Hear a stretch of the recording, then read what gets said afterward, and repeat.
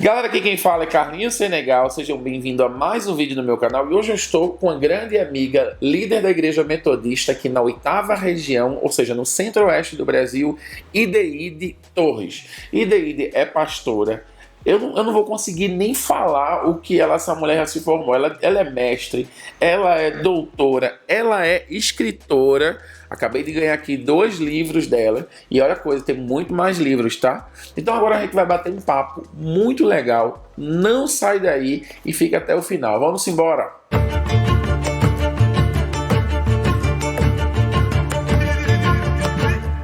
E como é a Ideide ser bispa? Eu posso chamar Ideide ou bispa Ideide? Pode falar Ideide. Ideide, não tem problema não, né? Ideide, como é ser bispa, né? Exercer esse cargo que é extremamente novo, né? Na Igreja Metodista, na Igreja Evangélica Brasileira. Como é que foi encarar isso assim? Caramba, eu cresci sendo garota, olhando para os homens no poder, e agora, no poder, entre aspas, né, na liderança, e agora eu estou na liderança da igreja. Então, eu acho que é muito...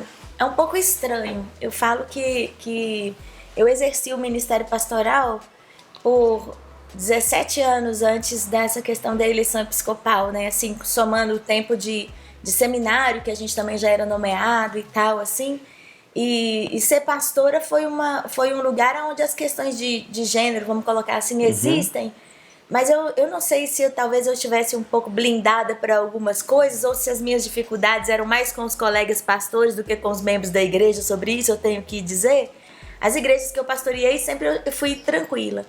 A questão de gênero eu acho que pegou mais mesmo no episcopado, assim. Eu acho que eu me vejo hoje mais como mulher mesmo, até porque agora as falas mudam comigo.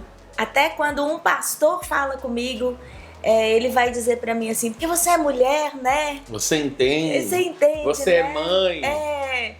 E aí isso ficou mais evidente, eu acho. Então, eu tô terminando agora meu primeiro quinquênio, que o mandato da gente é de 5 anos, né? E esse ano ficou excepcional, porque a igreja está passando por algumas dificuldades e estenderam os mandatos da gente por mais um ano. Mas em julho vai ter o Conselho Geral. A gente perdeu um ano, na verdade, né? Com a pandemia. Ficou confuso, né? E aí a gente... Mas assim, estamos avançando. Mas eu acho que foi a hora que... Eu me sinto ainda um pouco incomodada, eu vou dizer. E eu acho que talvez eu tenho feito umas perguntas para mim que eu acho que eu ainda não tinha feito antes. Tipo assim... O que as pessoas querem dizer quando elas dizem que eu sou mulher? Que são perguntas que não foram feitas. É tudo muito novo, né? Tudo e aí muito novo. Sabe quando parece que você tá dentro de uma casca de ovo, assim? E aí você tá meio apertado naquele lugar? Eu sinto que muita coisa pra mim é de autodescoberta ainda. É verdade. Acho que pra todo mundo, né? Até pra quem tá sendo liderado por você, que nunca foi liderado por uma mulher... Né? E quando a gente é liderado por mulher, a gente é liderado em casa, aí é a mãe, né? É quem cuida, é quem abraça, né? E o Brasil é um país de origem católica e a gente tem a imagem de Maria, que é muito forte, a mãe, né? Maria nunca queria bater em alguém, ou gritar com alguém, ou mandar fazer alguma coisa. Não, Maria é a nossa mãe, né? A mãe de todos, a mãe de Jesus, né? A mãe de Deus, né? Como dizem os católicos. E acaba que a gente herda isso para a nossa igreja também. Então, quando você tem uma bispa mulher, é uma mãe. E é engraçado que quando... E assim, né? Eu acho que também são os estereótipos de mãe que a gente guarda na cabeça, mas que na prática da gente não é assim. Porque você não há de esperar, por exemplo, se é do Nordeste, você sabe que uma mãe nordestina, ela pode ser uma mulher oprimida por muitas coisas dentro da sociedade, mas ela é tudo menos dócil. Não, minha mãe, eu fui criado por mãe solteira e minha mãe era arretada. Então. Tu é doida. Eu queria ter um pai pra bater em mim, mas não queria a pisa da minha mãe. Meu Deus. Não, Jesus toma conta. E assim, eu acho que isso que você tocou é uma coisa muito interessante. Eu vou contar uma história dessa. Conte. Eu tava conversando com uma pastora, eu tenho assim algumas pessoas aqui, como eu sou nova, né? Eu sou de outra região. E eu tô aqui em Brasília hoje. Você é de onde? Sotaque parece, nem parece. Não, eu sou mineira, né? Vai sair um ai aí de uma conversa pra outra. Uns trem aí no meio. Exatamente. Eu sou mineira, eu exerci meu ministério na 4ª região da Igreja Metodista, que é Minas Gerais e Espírito Santo. E aí eu fui pastora 4 anos no Espírito Santo e depois 11 anos em Minas Gerais, na cidade de Cataguases. E aí fui eleita para o episcopado. Quando eu fui eleita, a gente é enviado para onde a igreja disser que a gente deve ir. Então eu fui mandada para uma região que estava começando, que era a 8ª região eclesiástica, que é Goiás, Tocantins, Mato Grosso e o Distrito Federal. Eu cuido desses 4 estados. São, assim, todos os estados do Brasil dentro desses 4 estados, porque o Mato Grosso hoje, por exemplo, tem muita gente do Pará, tem muita gente do Maranhão, tem muita gente do Rio Grande do Sul. Esse eixo do Brasil tem muitos imigrantes, né? Isso. Por conta da produção, de todo... a gente tá falando de onde vem a comida, né? Que é do Sudeste, do Centro-Oeste ali, né? Até a parte de cima, né? Que trabalha com agricultura muito forte, né? Então eu tenho muita gente da área de pecuária, de agricultura, plantio de soja, pequenos, né? Agricultores e gente de tudo quanto é profissão que vem para trabalhar aqui, né? E isso gera, assim, esses choques culturais imensos, né? E aí eu tava conversando com uma pastora e eu disse para ela assim, eu gostaria, já que a gente desenvolveu um bom relacionamento e eu vejo que você é uma pessoa que circula entre os outros pastores e pastoras e tem amizades e tudo, que você me desse os feedbacks, né? Assim, quando eu fizer uma reunião, todo mundo entendeu o que eu queria com aquilo? Quais são as dúvidas? Quais são os sentimentos? Aquilo que as pessoas contam pra você que não contariam pra mim. Porque uma coisa que um líder logo vai perceber é que quanto mais alto você tá na hierarquia, menos as pessoas contam as coisas pra você que realmente importam. Exatamente. Você tá lá em cima, né? Quem tá embaixo não quer que as coisas cheguem lá em cima, né? Lá, e assim, também não sabem como vai chegar. Nós vivemos ainda uma cultura de organizações com muito medo, que tudo que você fala pro chefe pode repercutir para você negativamente. Exatamente. E de certo modo, o bispo é também um chefe, não tem jeito, né? Tem uma parte um cargo administrativo, né? Tem uma tarefa dessa, então eu pedi a ela que fizesse isso. Aí numa das nossas conversas, ela falou para mim justamente essa expressão que você tá falando. Ela disse assim, bispa, porque a senhora sabe, né? As pessoas veem a senhora como assim, a mãe da gente e tal, né? E aí eu disse, Deus me livre, né? Sou mãe não, eu tenho 2 filhas, foi não isso sou mesmo mãe que eu de falei. ninguém. Eu olho pra uns caras muito marmanjos. Um dia um pastor mesmo aqui da região, bem mais velho do que eu, já, né? Daqui a alguns anos talvez ele já vai se aposentar. E ele virou pra mim assim, porque a senhora é a nossa mãe. Falei, sou não! Meu Deus do céu. E a gente precisa investigar isso. Por exemplo, quando alguém diz pra um bispo que ele é um pai, tá dizendo pra ele uma outra coisa diferente do que quando diz pra mim que eu sou mãe. Exatamente. Mas a nossa tarefa é a mesma. E não tá totalmente ligada ao gênero, né? Tá ligada ao que você exerce, né? Exato. Como pastora, como líder, né? Como administradora também, né? E assim, é claro que as mulheres vão fazer as coisas de jeitos diferentes do que os homens, porque os homens não fazem igual também entre si. Nós temos 10 bispos na nossa região, na nossa igreja. Se você for conversar com eles, nós estamos fazendo as mesmas tarefas, mas cada um faz de um jeito diferente. E eu acho que uma das dificuldades que às vezes as pessoas têm é porque, para nós mulheres, as questões de fazer isso como uma mulher são mais cobradas e explicitadas do que fazer isso como homem. Isso é uma coisa que eu sinto. E é um cargo novo, né? Para uma mulher. Então as pessoas estão pensando, será que vai dar certo? Será que ela vai fazer? Será que ela consegue? Não, eu tive um pastor quando eu cheguei aqui na região que veio, nos acolheu. Hoje ele não tá com a gente mais, mas foi até engraçado, porque é espontâneo, assim. Eu vejo que não é uma tem coisa... uma maldade, não, né? Não vejo. Aí ele falou com meu pai assim, bispa nova, região nova, né? Vamos ver o que vai dar. Então, a gente chega assim num ambiente de uma certa desconfiança, de uma certa insegurança, e isso é uma pressão a mais, assim, por ser mulher. Acho que o Brasil todo sofre com isso, não só no cargo de bispa, mas administradora, gerente, as mulheres que estão assumindo cargos importantes, né, no país estão sofrendo essa pressão, porque a mulher tinha um lugar, né, específico para ela, agora ela está assumindo lugares que os homens assumiam. Então é muito importante. Você vai pagar um preço, você sabe disso, né? Então, como foi que você entrou assim? Você disse, caramba, eu sei que vou ser pioneira nesse processo. Amanhã vão existir outras bispas, pastoras, e amanhã as coisas vão estar mais diferentes, mas você agora começou, Você que abriu esse canavial com um facão, como é que é olhar para esse matagal, né? Essa mata, eu vou trazer essa imagem com um facão na mão e dizer, caramba, eu preciso abrir caminho para outras pessoas passar. Você sente que você é essa pessoa que também está construindo uma história e abrindo caminho para outras pessoas, outras mulheres, ou você ainda não se deu conta disso? Eu acho que é uma coisa que, quando você para pensar sobre isso, é muito intimidador. Dá vontade de ir embora para casa e ficar quieto dentro do quarto. Mas eu acho que toda mulher, em qualquer função de liderança que ela tenha, ela vai sentir esse peso. Porque, por exemplo, a Bispa Marisa, que foi a primeira mulher nessa função, exerceu o episcopado de um jeito ainda muito mais, eu acredito, intenso e até abrupto, assim, do que eu. Porque não tinha ninguém.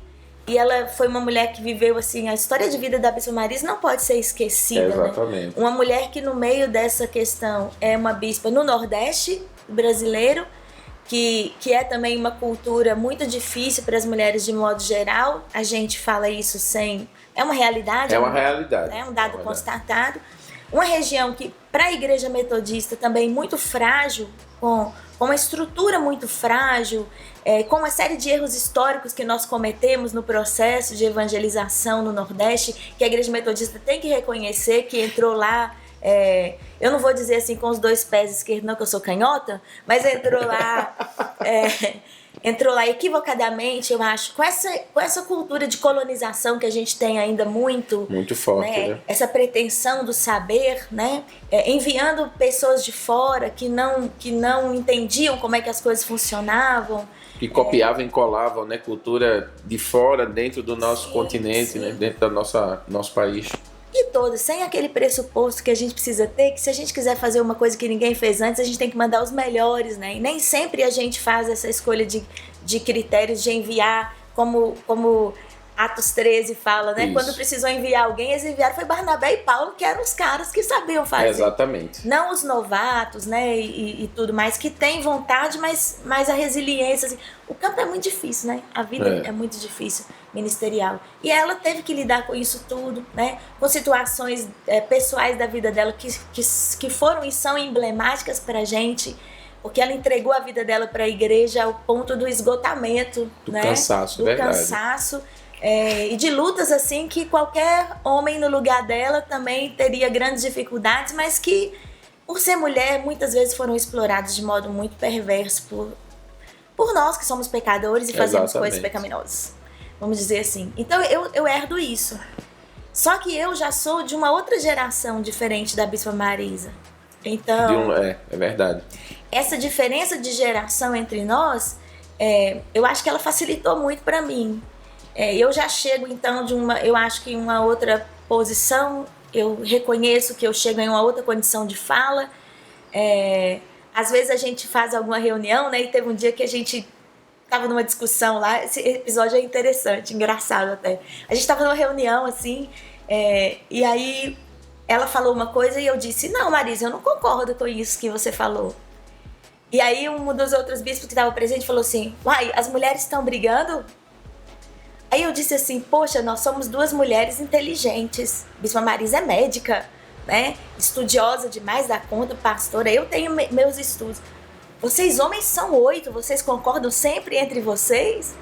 Então eu vi que às vezes as pessoas também esperam que nós, quando chegamos, a gente tenha que ser todo mundo cordato e não tenha divergências entre nós, nem diferenças.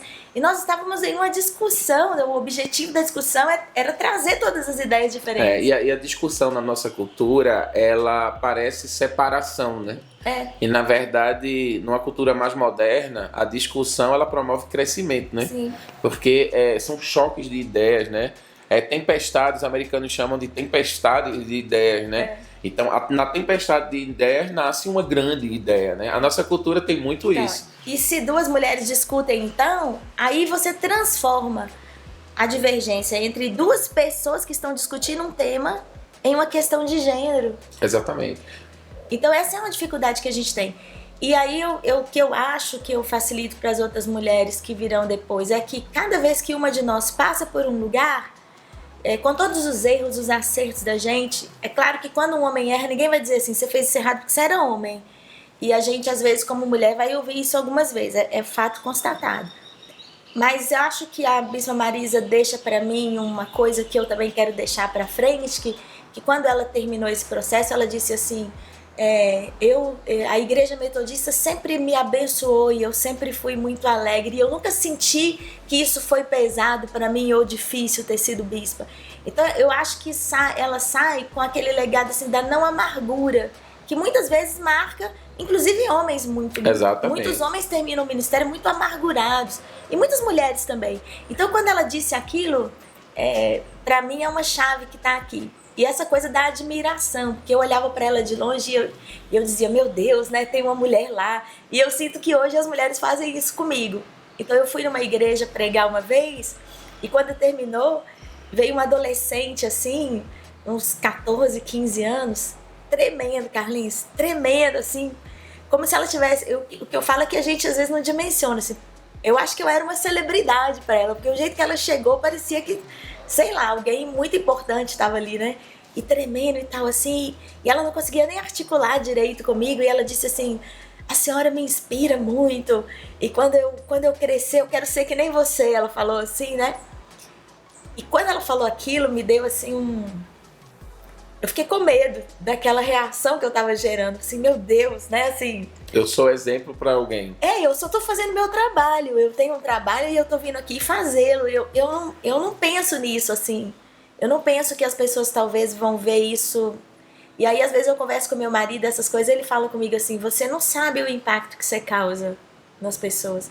E é verdade, assim, a gente fica surpreendido, porque a gente só tava fazendo o que foi dito pra gente fazer. Exatamente. E as pessoas estão sendo transformadas em dimensões que a gente não imagina. Então, isso me leva por os dois lugares, porque eu reconheço que um erro que eu cometo hoje na minha liderança, ele tem também um grande impacto. Isso me atemoriza e eu acho que é bom porque me gera humildade, né? O que a pessoa precisa fazer para mitigar esse impacto? Porque as pessoas também, elas são responsáveis por essa grande decepção que as pessoas têm de líderes, né? Que estão expostos aí na internet. Por exemplo, eu também apareço para muita gente na internet, né? E as pessoas às vezes me consideram uma pessoa mais importante do que as outras.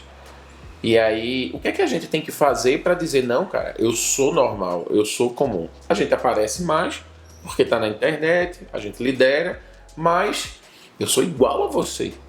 O que tem IDI que faz com que ela seja igual aos outros pastores, pastoras, às pessoas da igreja? O que você tenta mostrar na sua imagem para que você diminua essa expectativa? A pessoa tenha você como exemplo, mas diz assim, não, ela erra também. Ela dá uns vacilos. E é normal errar. O que você acha? Como você trabalha isso? Tem uma autora que eu amo de paixão, que chama Brené Brown. E ela escreveu um livro sobre a arte de ser imperfeito. E ela diz que uma das coisas mais importantes para que a gente possa exercer uma liderança que seja saudável e ao mesmo tempo a gente também se preserve, porque eu acho que a gente não pode ser nem Marte nem herói, né? A gente tem que ser o que a gente é, que Deus usa as pessoas do jeito que elas são, né? Assim, é exatamente a noção, ela diz, da vulnerabilidade. E que isso não é uma fraqueza, assim. Eu tenho um hábito que eu acho que é uma coisa que já... Primeiro de tudo, o líder bom, para ele manter isso aí que você está falando, ele precisa ser uma pessoa capaz de rir dele mesmo. Se ele contar alguma coisa errada que ele fez de um jeito assim, é isso mesmo, eu vacilo, isso ser normal, não ser para ele se justificar, mas para ele dizer que acontece com ele. Exato. Isso gera um nível de empatia muito verdadeiro com as pessoas, porque isso também dá a elas a oportunidade daquele erro que vai levar a um acerto. Porque a gente está numa cultura hoje no nosso país e no mundo em que tudo é culpa dos outros. E ninguém assume. Ninguém né? assume. Ninguém então, assume, é verdade. Se eu escuto muito isso aqui, por exemplo, qual é o discurso que a gente como pastor usa muito quando chega numa igreja e tem dificuldade? é porque o pastor anterior não fez isso que era para fazer, né? Ou o meu colega que me antecedeu teve tal dificuldade e não venceu, né? E a gente esquece que se eu estou falando isso do meu colega, alguém está falando de mim também, porque eu também saí de algum lugar. Saiu de algum lugar, exatamente. Né? Mas a gente não gosta. Se o colega antecessor disser que eu errei lá na outra igreja, eu também vou dar a mesma cultura da desculpa. E vou dizer a ele que não sabe conduzir, porque quando eu estava lá não tinha esse problema. É verdade. Então eu responsabilizo tanto quem entrou no meu lugar, quanto quem eu estou entrando no lugar daquela pessoa. Mas e eu mesma? Então quando eu conto as minhas histórias, eu brinco com o pessoal que eu tenho um diário de bordo, né? Porque meu Facebook é meu diário de bordo. Costuma acontecer qualquer coisa comigo e acontece, pelo amor de Deus, umas coisas que só acontecem comigo. Meu Deus do céu. E eu conto isso, eu transformo isso no meu sermão de domingo. A minha ilustração é a coisa errada que eu fiz e como que eu... e sempre Deus está me dando lições nas coisas erradas que acontecem comigo, né? E eu também me cuido, eu conto para as pessoas que eu me cuido, eu faço terapia. Desde que eu assumi o episcopado eu comecei, porque eu tive muitos surtos nesse tempo enlouquecido, assim. É muito cansaço, né? Você lidera quantas igrejas, mais ou menos? Hoje a gente tem aqui na nossa região, mais ou menos, em torno de lugares, campos, tudo assim, umas 80 e poucas igrejas. Eu tenho um grupo aí de 103 pastores, exatamente, né? Tinha comentado ontem com você um outro número, mas hoje são 103 pessoas. E mais ou menos uns 8.500 membros. Então é gente suficiente para dar trabalho, né? Para fazer você endoidar, né? Dá para rir e chorar, como minha mãe falava dos filhos da gente. Dá para rir e chorar, né? Ai, meu Deus do céu. É desafiante, porque são 8.000 cabeças. Você liderar pastores não é a mesma coisa que você liderar um membro de igreja, porque o membro da igreja... Você tá com ele no culto da terça, você tá com ele na quinta no estudo bíblico, você tá com ele na célula, você tá com ele na escola dominical, você tá com ele no domingo à noite, você toma café na casa dele. E eu tenho pastores aqui que estão a 2.000 quilômetros, 3.000 quilômetros de mim, né? E estão liderando também, tem um desafio da transculturalidade, né? De estar em outros lugares, muitas vezes assim, muito distante, cultura diferente, e também liderando pessoas. Você liderar quem lidera também é um pouco mais cansativo, porque se a pessoa já chega muito cansado para você, né? Já. Muito frustrado, muito cansado de lidar com pessoas, lidar com as adversidades da vida. E as pessoas esquecem, eu vejo muito isso, que você é gente. Isso acontece contigo também. Você é pessoa, né? E pessoa chora, pessoa quer tomar café, pessoa se alegra, sorri de uma piada. Eu acho que essa figura do religioso que não peca, as pessoas me chamam muito de profeta, homem de Deus, homem santo de Deus, ora por mim, faz isso, mas as pessoas esquecem que eu sou Carlinhos, filho de Dona Maria Rosilda, um cara brincalhão, um cara que achava que quando eu era criança eu ia ser stand-up, ia fazer humor. Vê só como as coisas mudam. E as pessoas esquecem que a gente tem isso dentro da gente. Então, o que é que tem dentro dela? Fale de você como pessoa, não como bispa. Que talvez as pessoas ainda não tenham se dado conta, né, nesse tempo que você está aqui, que você de fato você é como pessoa. Então, eu sou filha mais velha na minha casa. Eu sou a primeira de 5 irmãos. Uma das coisas mais difíceis para mim e que eu vim trabalhando nesse meu tempo de liderança é essa ideia de ser modelo dos outros, porque é uma coisa que também se espera do líder e que a gente aprende dentro de casa. Quando você é filha mais velha, ainda mais sendo a primeira que nasceu mulher, você vai ter que tomar conta dos seus irmãos, lavar as fraldinhas deles, que naquele tempo as fraldinhas eram de pano ainda, ajudar a arrumar a casa, né? Ajudar os irmãos mais novos nas tarefas. É quase mãe dos irmãos, né? E isso era uma coisa que acontecia assim muito dentro de casa. Na escola, eu amei estudar, assim. Quando eu estava na 5ª série, eu já tinha estourado todos os cartões da biblioteca, porque eu lia 4, 5 livros por semana. Assim, eu era uma devoradora de livros. Até hoje eu gosto demais de ler. Então isso também criou algumas expectativas, assim, né? Eu falo que a vida me direcionou para algumas coisas que eu, assim... Então todo mundo sempre esperou de mim que as coisas que eu fizesse dessem certo, porque eu sou inteligente, então eu vou passar de ano toda vez. Eu vou fazer uma prova, eu não vou ter dificuldade com aquilo ali, né, assim. E aí parece que as conquistas da gente, elas não têm, assim, muito valor, sabe? Porque o que as pessoas esperam de uma pessoa normal, você já entregava naturalmente, né? Assim, não Tirar nota boa, ler muito. E aí, assim, ninguém considerava que eu era péssima em matemática, por exemplo, né? Que até hoje, pra fazer conta, é uma dificuldade danada. Então, assim, eu sou dessas que entrei numa papelaria e falei com o moço assim, moço, tem envelope? Ele disse, tem. Eu disse, quanto é? Aí ele falou, 5 centavos. Eu disse, quanto dá 10? Eita Deus. Eu sou dessas. E aí ele olha pra mim com aquela cara e eu disse, puxa vida, moça, essa conta até eu sei fazer. Peraí, que mulher burra arretada. Meu Deus do céu, né? Então, mas eu sou dessas. E é interessante porque às vezes a gente se diminui nisso. Então eu pensava, pra mim como bispa, eu achava assim, cuidar dos pastores, escrever as pastorais, pregar nas igrejas, ia ser uma coisa fácil de fazer, não era uma coisa assim tão complexa pra mim, porque eu já cuidava de todos os meus irmãos, eu já cuidava das pessoas na igreja. Você é uma cuidadora desde sempre, né? Eu também percebi que não era tão boa assim, que alguns pastores mesmo vão dizer que às vezes eu tenho falhado muito naquilo que eu achava que eu era boa também, né? Mas pra mim, por exemplo, era muito desafiador pensar, será que eu vou conseguir administrar uma região? Como é que eu vou dar conta de entender de orçamento, de investimento, de não sei o que e tal assim? E aí, a nossa igreja, nesse período, ela passou por muitas dificuldades. Nós estamos agora com nossas escolas em crise. E, de repente, Carlinhos, em um ano, todo o recurso financeiro que a nossa região tinha foi perdido numa causa trabalhista, né? Foi bloqueado. E agora eu não tenho nem um centavo, assim, de um dia para o outro, né? E quando chegou no final do ano... a tesoureira que trabalha comigo, eu tava falando pra ela, porque eu não sei, eu já disse pra vocês que eu não sou muito boa nesse negócio de administração, que eu não entendo muito. Aí ela botou a mão no meu braço e falou assim, bispa, a senhora não pode falar isso mais. Porque nós estamos no meio dessa crise e nós estamos trabalhando aqui e todas as decisões que a senhora tomou e encaminhou junto com as lideranças, nós não estamos devendo ninguém, nós estamos aqui. Então, assim, Ou seja, a mulher da papelaria que não sabia...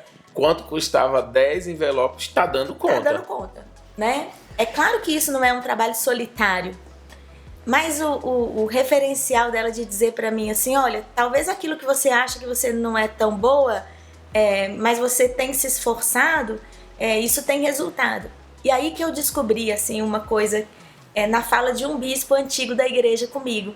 Na verdade, o meu marido viajou para São Paulo para uma reunião, e esse bispo estava lá na reunião com ele, e aí disse para ele assim, é muito interessante a Ideide, assim, eu tenho ficado admirado com ela lá no Colégio Episcopal, porque ela faz muitas perguntas, né?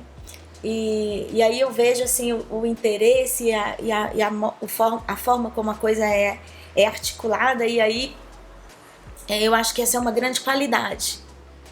E eu tenho percebido que a curiosidade é mesmo algo que é fundamental para a gente no ministério, na vida, na liderança, né? Até hoje eu estou fazendo um MBA e uma das coisas que os professores mais destacam é a importância da curiosidade, porque o líder curioso, ele também aprende a se adaptar. Ele não é aquela pessoa enrijecida, né? E aí a gente estava falando justamente sobre como as pessoas não gostam de líderes que sabem tudo. Exatamente. Apesar que tem um público grande que gostam desse perfil de pessoa, mas responsabiliza muito o líder e cobra muito dele, e essa pessoa acaba morrendo, né? Mas as pessoas mais conscientes, que de fato querem ser lideradas de uma forma sadia, eles preferem líderes que erram, que perguntam. Eu acho que isso é uma verdade. O John Maxwell, ele fala assim que você precisa ser um líder grande o bastante para reconhecer os seus erros, pequeno o bastante para crescer com eles, e esperto o bastante para tirar disso lições para suas próximas etapas.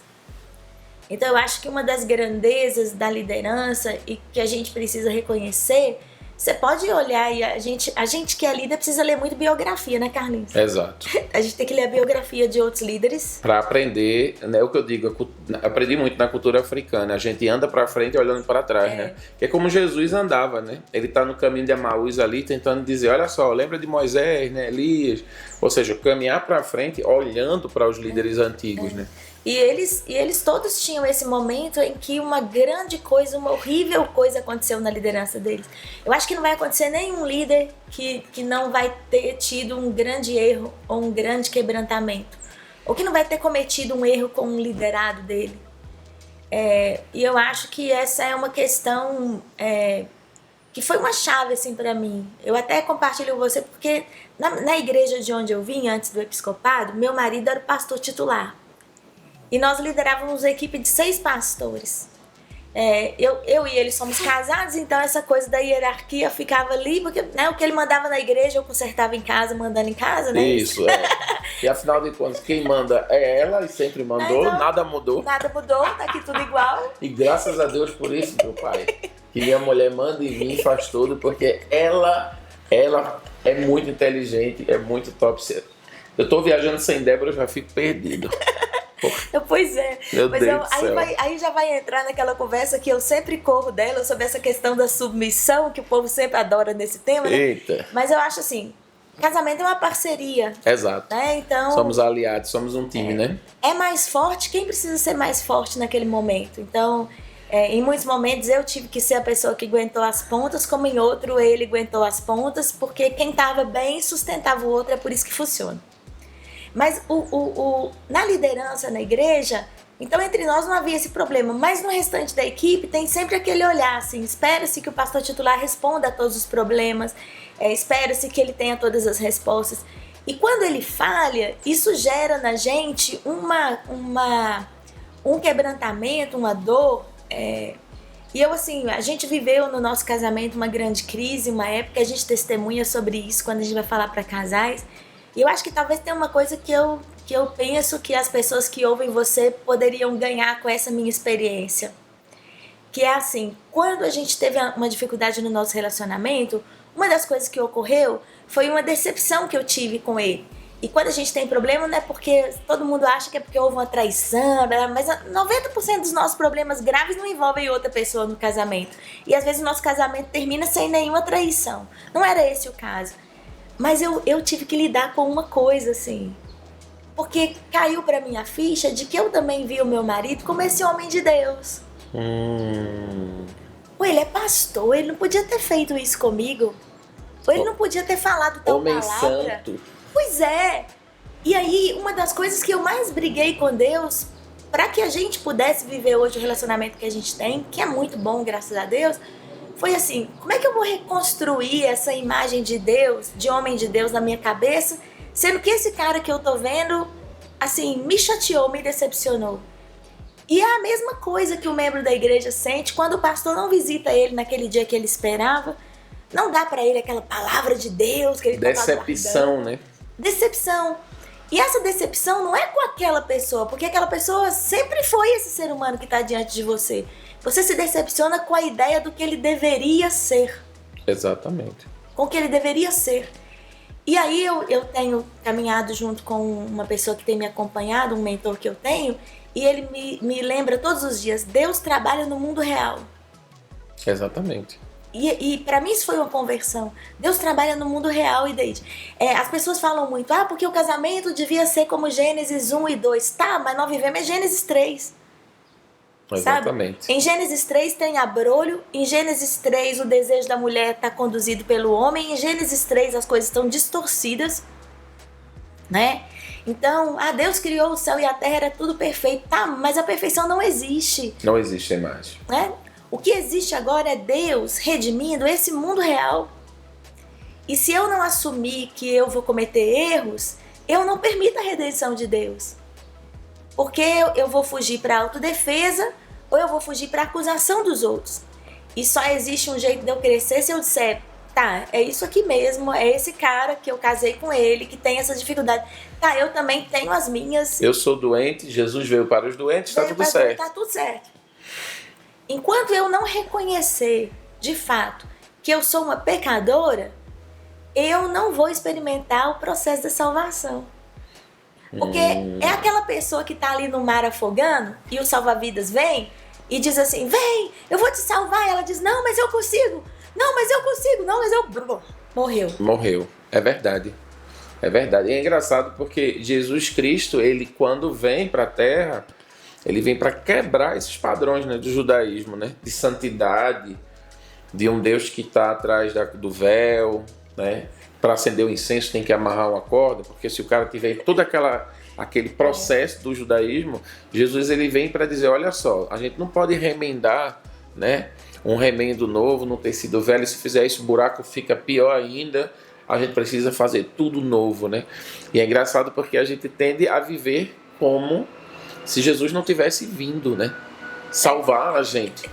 E a gente está ainda olhando para a forma judaica de se viver a vida, a gente esquece de que Jesus, a gente esquece da pessoa de Jesus. E a gente está falando disso aqui porque muitos de vocês que estão nos assistindo vivem nesse processo, né, de santificação, de colocar Jesus no templo, orar, gritar o nome dele, cantar o nome, mas na verdade ele quer ser seu amigo, ele é gente, ele foi gente, né? E quando a gente descobre o Jesus pessoa, gente, a gente vai ver Jesus no outro, e o outro também é gente, né?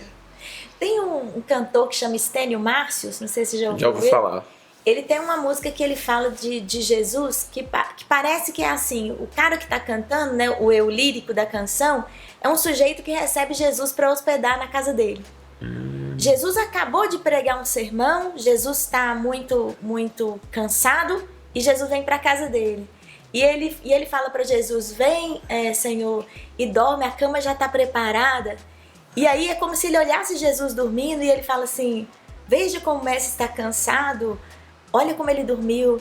Senhor, como é que será que o Senhor sonha? O Senhor sonha como homem? O Senhor sonha como Deus? O Senhor está sonhando como era antes no céu? Ou o Senhor está sonhando com a cruz?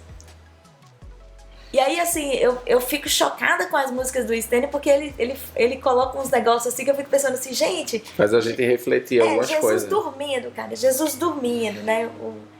O Milton Schwantz tem também um texto que ele escrevia que ele falava sobre isso, de Jesus lá em Marcos, que Jesus estava no barco, o barco agitado, e ele fala, Jesus dormindo no travesseiro. Imagina Jesus aconchegado na fofura, né? Jesus ali em posição fetal, dormindo lá, e os discípulos... Os discípulos dizendo, a gente vai morrer, esse cara não faz nada, ele tá dormindo. Ele tá dormindo. Então assim, e João toda hora colocando Jesus comendo, os evangelhos estão cheios de sinais para nós, de um Jesus que parece mais com a gente do que a gente gostaria de admitir. E por que esse resgate do Jesus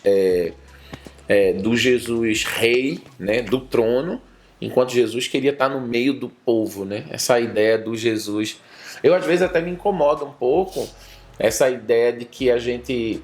Eu sou um pregador, então eu prego muito em igrejas, e às vezes me dão 10, 15 minutos e as pessoas passam a maior parte do tempo dizendo que Jesus é Deus, nos louvores, que ele é santo. E quando entregam a palavra, eu tenho 10, 15 minutos para falar desse Jesus santo.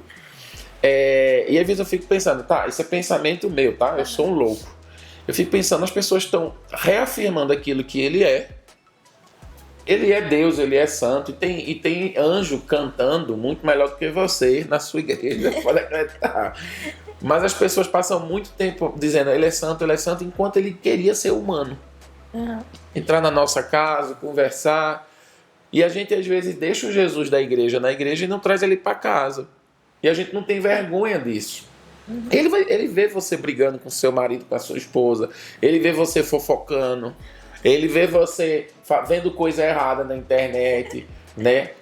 Então assim, a gente tem essa ideia de que Jesus está no lugar, de que ele mora no lugar, e que ele não mora na gente, que ele não vem para casa da gente. É muito louco isso, né? Eu acho assim, no caso do brasileiro, eu tava assistindo um documentário lá sobre Maradona, um dia na internet, e o cara me despertou com um negócio muito doido.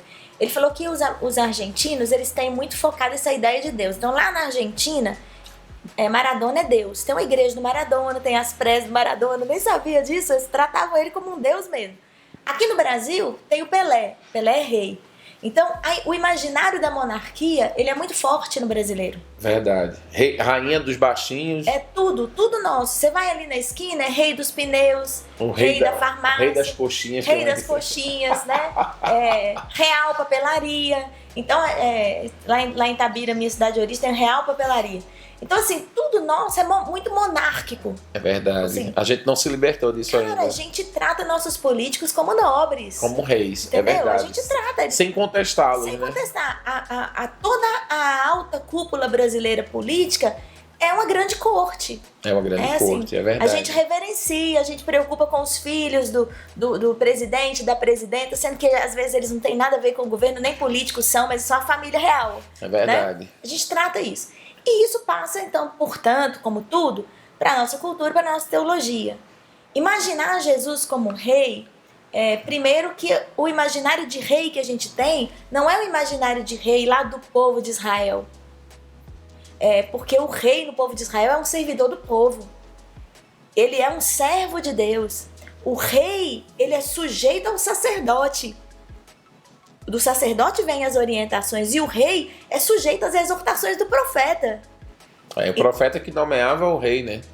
Ele precisa ser ungido por alguém. Se alguém te unge, aquela pessoa é maior do que você. Ou seja, ele era rei, mas sempre tinha alguém que... Existe ali como diz o esquema do peso e contrapeso, como a gente tem Senado e Executivo, presidente hoje no Brasil, de algum modo tinha lá naquela cultura. E o profeta ia buscar o rei em casa, né? E o rei, quando ele vai tomar uma decisão, ele precisa confirmar se aquilo que ele está querendo, o profeta está ouvindo de Deus também. Então o rei, ele não fala com Deus diretamente, né? Ele também precisa ouvir aquelas... Né? É um outro sistema de funcionamento. Mas na monarquia que nós conhecemos, que herdamos dos portugueses e que vem de uma época de fato assim, que a monarquia é uma ditadura, exatamente, né? Nessa questão histórica, e uma ditadura hereditária, você não questiona o rei, mas você também não convive com ele. Ele pode vir aqui e se apropriar das suas coisas. Quando Dom João VI chegou aqui no Brasil, ele foi lá e marcou no Rio de Janeiro as casas que ele queria morar e que queriam que fosse da corte. E as pessoas simplesmente tiveram que sair da casa deles. O modelo de monarquia que tem na nossa cabeça não combina com o reino de Deus. É verdade. Mas a gente associa Deus a essa cultura. Isso. Porque é a única referência que a gente tem, né? Um rei que matou, escravizou pessoas em nome de Deus, né? E aí, então, a gente tem sempre que estar fazendo essa pergunta se a gente tem dificuldade de encontrar com o Jesus humano, é porque a gente tem uma visão do humano que nem a Bíblia tem. A gente tem uma visão do ser humano que nem a Bíblia tem. Porque, embora o ser humano seja degradado, e a Bíblia fala isso, perverso, a Bíblia fala isso, que não há bem nenhum nele, nenhum justo sequer na terra, a Bíblia fala isso, a Bíblia continua insistindo que apesar disso tudo, existe um valor inerente ao ser humano que é tão profundo e tão grande, que faz Deus mover todo o contexto da criação, encarnar-se no seu filho nesse mundo, para salvar esse ser que não vale nada. É verdade. Entendeu? Por outro lado, esse ser humano também pode ser tão arrogante, pretensioso, achar que ele é melhor do que todo mundo e que não existe nada que possa detê-lo e que ele é o suprassumo da criação, quando a Bíblia diz que ele é uma coisa entre outras, porque a gente vem resgatando isso. A salvação, por exemplo, ela não é só do ser humano. Deus não vai vir aqui, e não é isso que a Bíblia diz, tirar a gente desse mundo, levar a gente para um outro planeta e destruir essa terra. Não é isso que a Bíblia diz. A Bíblia diz que a criação geme também e espera também redenção. É verdade. O que isso significa é que o nosso pecado está fazendo a criação gemer, porque quando Deus criou ela, o pecado não está na criação, o pecado está no ser humano. É verdade. Das nossas escolhas, e a gente vai escolhendo errado, e isso vai gerando muito mais consequências. Então, como é que a gente lidera? Né? E eu sou muito espontâneo, né? Até lembro de um momento em que eu estava fazendo vídeo, por um acaso eu estava sem camisa, e uma pessoa disse: olha, bota uma camisa, pô. Tu é um missionário. Aí eu digo, rapaz, eu sou quem eu sou, cara. Né? Até Jesus disse, né? Eu sou aquele eu sou quem eu sou, o que dizem que eu sou. Eu sou isso.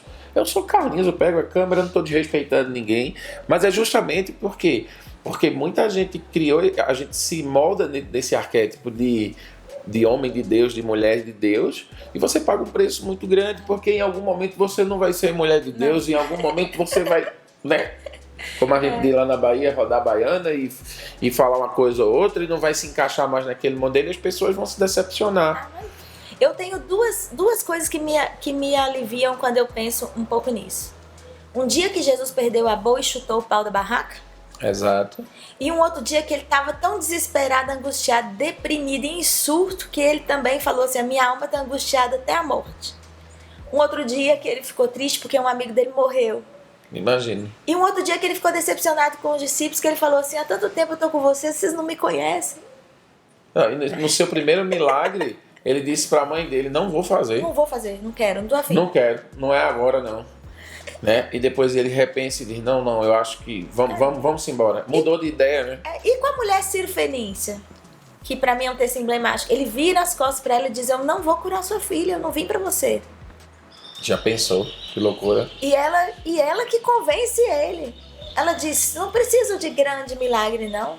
Me dá um resto aí que eu vou embora. A mulher vendedora, né? É. A mulher ali é boa. E Jesus vira, e assim, Caio Fábio tem um texto muito bonito sobre isso, que ele fala assim, Jesus se converteu.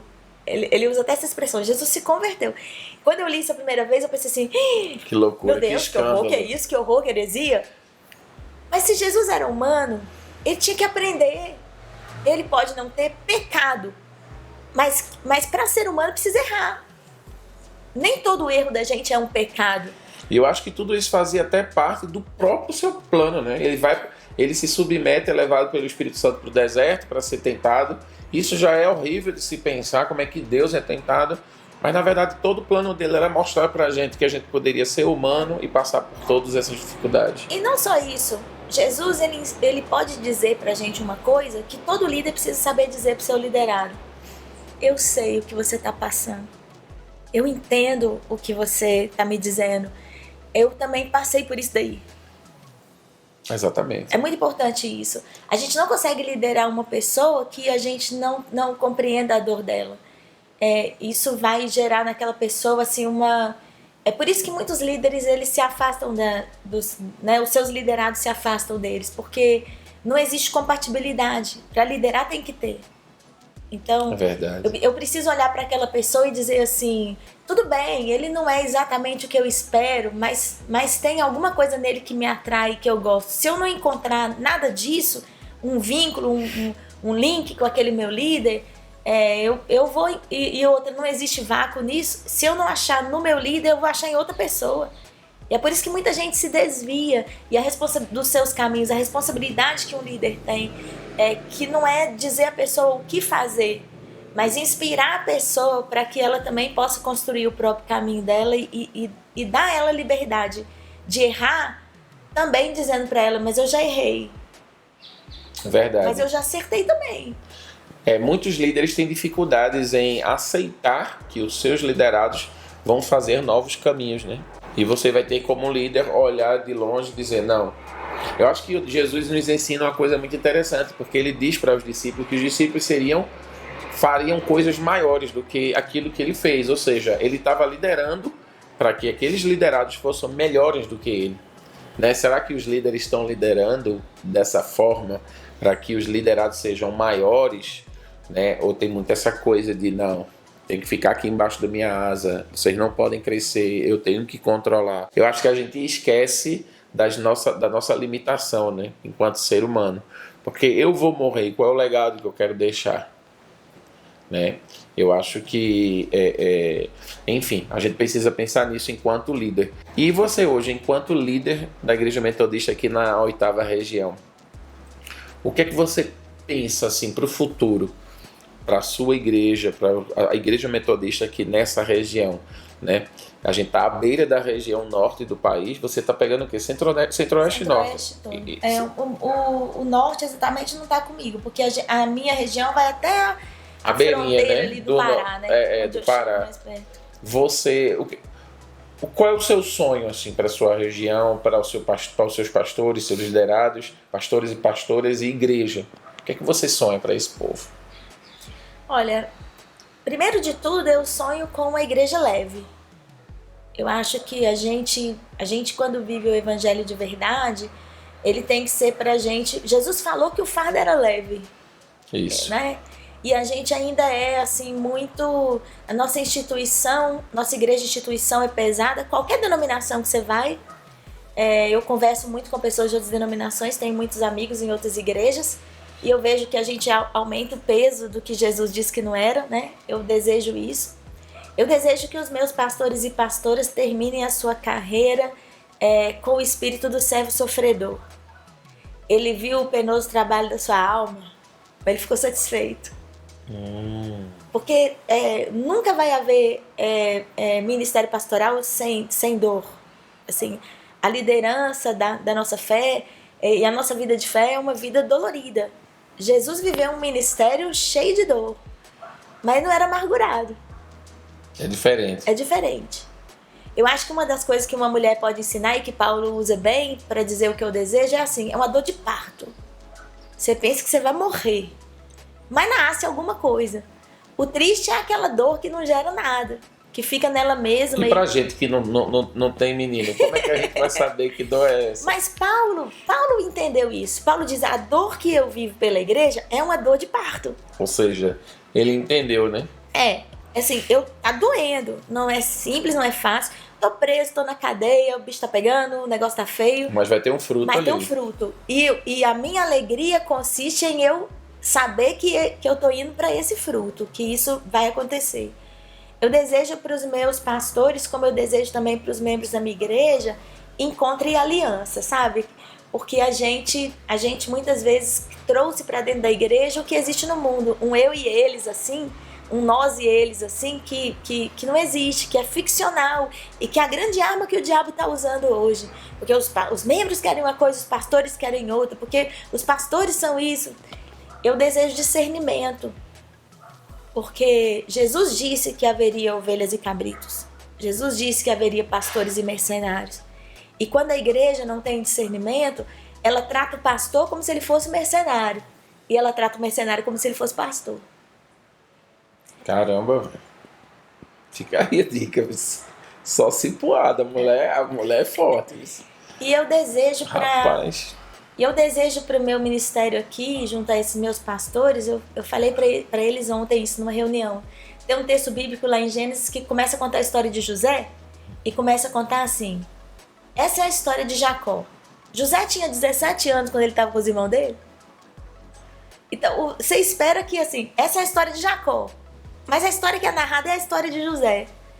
E aí eu disse para eles que eu queria a mesma coisa. Eu sei que meu ministério... Às vezes, quando eu paro para pensar sobre isso, não sei o que Deus tem para mim, mas eu não imagino que seja uma coisa muito longa no episcopado, não, para ser bem sincero com você. Às vezes eu olho e falo assim, eu acho que isso não vai durar muito tempo. Mas quando eu olho, ao mesmo tempo, eu quero isso, eu quero que diga assim, essa aqui é a história da IDEID. Tinha um pastor lá em Goiânia, tinha um pastor lá em Palmas, tinha um pastor lá em Sorriso, tinha um pastor lá no interior do Tocantins, tinha uma pastora não sei aonde. Ou seja, a sua história promoveu outras histórias. Pronto.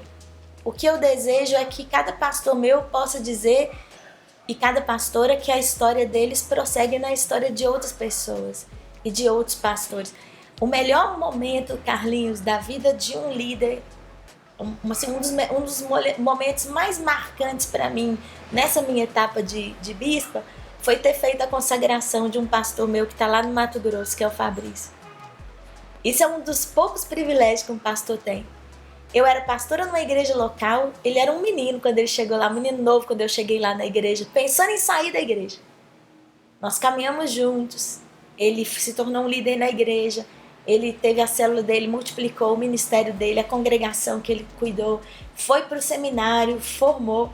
Eu vim aqui para a oitava como bispa, convidei ele para ser pastor meu aqui, hoje ele é o meu superintendente.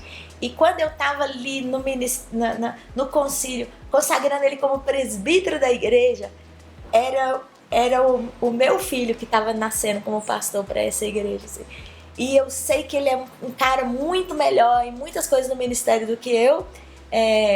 E ele é um filho meu e de Otávio no ministério, assim, talvez, na verdade, muito mais filho de Otávio até do que meu, nesse sentido de relacionamento e convivência.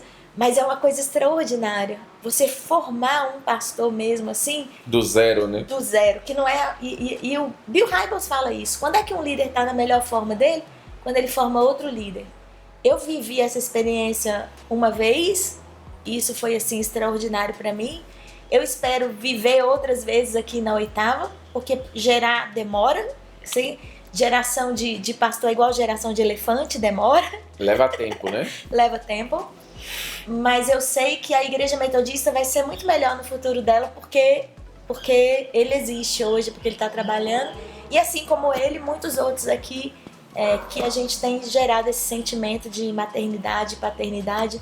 Não para eles acharem que eu sou mãe e tenho que deixar eles fazer tudo, mas porque o DNA do amor que eu tenho por Jesus e que eu tenho por essa igreja metodista, que é uma igreja complicada, uma igreja difícil, uma igreja desafiadora, basicamente uma igreja de Corinto em muitos sentidos, com muito dom, com muita capacidade, com muito potencial, e exatamente por isso também muito problemática, muito humana, muito necessitada de Jesus.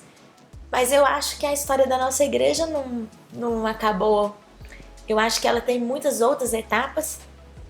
E eu acho e desejo mesmo que Deus faça o que Ele acha que Ele tem que fazer com a nossa igreja. Qualquer coisa que Ele achar que Ele tem que fazer, para que ela seja como Ele planejou.